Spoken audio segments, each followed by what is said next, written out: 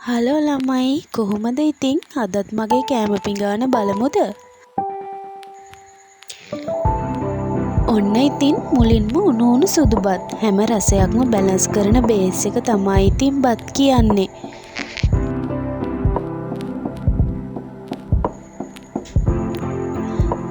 ඒකට මම හදාගත්ත කෙලවල්ල මාළු ටිකක් මිරිසට, ඒ වගේම ටිකක් ඇඹුලට. මේක නම් ගොඩක් රසට තිබුණා. ඊට පස්සේ මං හදාගත්තා රතුම රතු පාටට බීට්රූට් ටිකක් කිරි දාලා.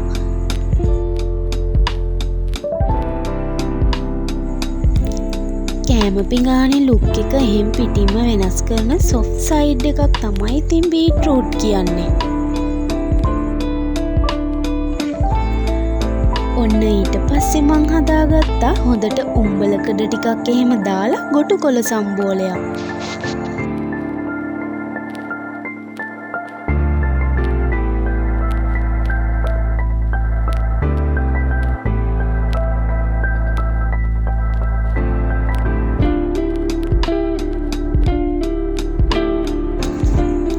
මේ ටික මික්ස් වෙලා එනකොට පුදුම රසක් තමයි ළමයි තියෙන්නේ.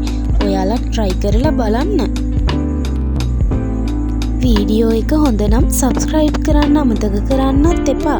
ඒ වගේම ඔයාලා අද මොනවාද කෑවේ කියලාත් කමෙන්ට් එකක් දාගෙනම යන්න.